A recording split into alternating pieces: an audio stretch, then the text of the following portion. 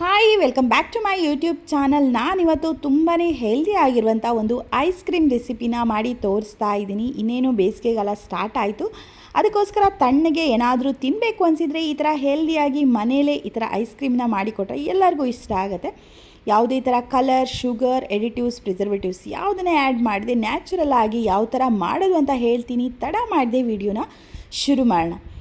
ಮೊದಲಿಗೆ ನಾನಿಲ್ಲಿ ಸ್ವೀಟ್ನೆಸ್ಸಿಗೋಸ್ಕರ ಡೇಟ್ಸ್ ಒಂದು 100ಇಂದ 200 ಗ್ರಾಮ್ ಆಗುವಷ್ಟು ಡೇಟ್ಸನ್ನು ತಗೊಂಡಿದ್ದೀನಿ. ಬೀಜ ಎಲ್ಲ ತೆಗೆದ್ಬಿಟ್ಟು ತಗೊಂಡಿದ್ದೀನಿ.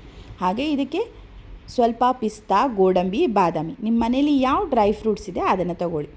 ನಾನಿಲ್ಲಿ ಪಿಸ್ತಾ, ಬಾದಾಮ್ ಹಾಗೆ ಕ್ಯಾಶುನ ತೊಗೊಂಡು ಇದನ್ನು ಈಗ ಸ್ವಲ್ಪ ಬಿಸಿ ನೀರು ತೊಗೊಂಡು ಆ ಬಿಸಿ ನೀರಿಗೆ ಬೀಜ ತೆಗೆದಿಟ್ಟಂಥ ಡೇಟ್ಸನ್ನು ಹಾಗೆ ಎಲ್ಲ ಥರದ ಡ್ರೈ ಫ್ರೂಟ್ಸ್ ಏನಿದೆ ಅದನ್ನೆಲ್ಲ ಆ್ಯಡ್ ಮಾಡ್ಕೊಳ್ಳಿ. ಯಾಕಂದರೆ ಅದು ನಾವು ಮಿಕ್ಸಿಲಿ ಗ್ರೈಂಡ್ ಮಾಡಬೇಕು, ಅದಕ್ಕೋಸ್ಕರ ಸ್ವಲ್ಪ ಗಟ್ಟಿ ಇರುತ್ತೆ. ಅದು ನೀರಿಗೆ ಹಾಕಿದ ತಕ್ಷಣ ಸ್ವಲ್ಪ ಮೆತ್ತಗಾಗುತ್ತೆ, ಗ್ರೈಂಡ್ ಮಾಡೋದಕ್ಕೆ ಈಸಿ ಆಗುತ್ತೆ.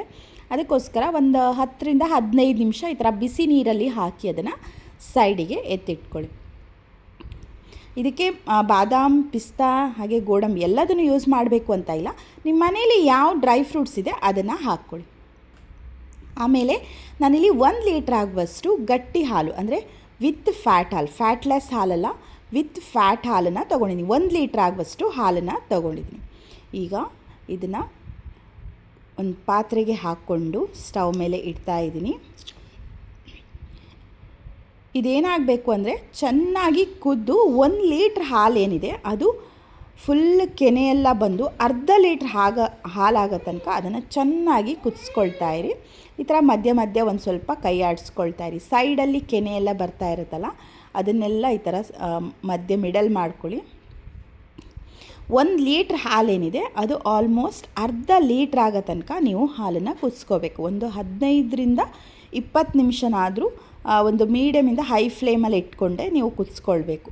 ನೋಡಿ ಎಷ್ಟು ಚೆನ್ನಾಗಿ ವಿತ್ ಫ್ಯಾಟ್ ಹಾಲೇ ಆಗಬೇಕು. ಯಾಕಂದರೆ ಕೆನೆಯೆಲ್ಲ ಬಂದರೆ ಕ್ರೀಮಿನೆಸ್ ಬರುತ್ತೆ. ಬಿಕಾಸ್ ನಾವಿಲ್ಲಿ ಯಾವುದೇ ಥರ ಕ್ರೀಮನ್ನು ಆ್ಯಡ್ ಮಾಡ್ತಾ ಇಲ್ಲ, ಬರೀ ಹಾಲನ್ನು ಯೂಸ್ ಮಾಡಿಕೊಳ್ಳುವಂಥ ಒಂದು ಐಸ್ ಕ್ರೀಮ್ ಇದು.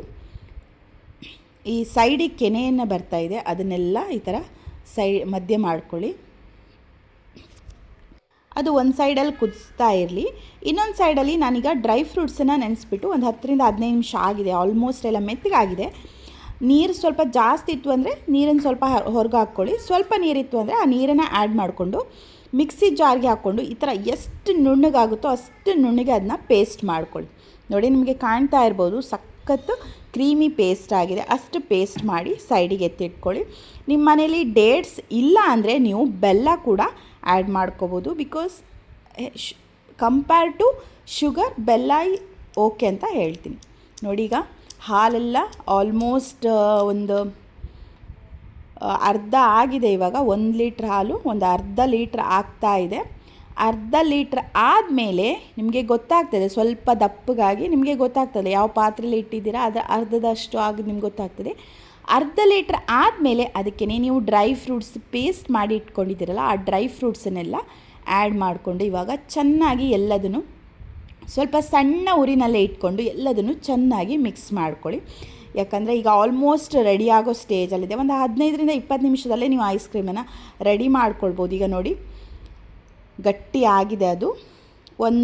ಅದನ್ನೆಲ್ಲ ಹಾಕಿಬಿಟ್ಟು ಒಂದು 5 ನಿಮಿಷ ಅದನ್ನ ಈ ಥರ ಮಿಕ್ಸ್ ಮಾಡ್ಕೊಳ್ತಾ ಇರಿ. ಈಗ 5 ನಿಮಿಷ ಆಗಿದೆ, ಆಲ್ಮೋಸ್ಟ್ ಗಟ್ಟಿ ಆದಮೇಲೆ ಈಗ ನೋಡಿ ಈ ಸ್ಟೇಜಲ್ಲಿ ಇರುತ್ತೆ. ಈಗ ನೋಡಿ ನಿಮಗೆ ಕಾಣ್ತಾ ಇರ್ಬೋದು, ಸೌಟಿಂದ ನೀವು ಈ ಥರ ಮಾಡಿದರೆ ಅದು ಈ ಥರ ಡ್ರಾಪ್ ಬೈ ಡ್ರಾಪ್ ಅದು ಬೀಳ್ತಾ ಇರಬೇಕು ಕೆಳಗಡೆ. ಇಲ್ಲಿಗೆ ನೀವು ಸ್ಟವ್ನ ಆಫ್ ಮಾಡಿ. ಇವಾಗ ಕರೆಕ್ಟಾಗಿ ಮೆಷರ್ಮೆಂಟಲ್ಲಿ ಇದೆ ಅದು.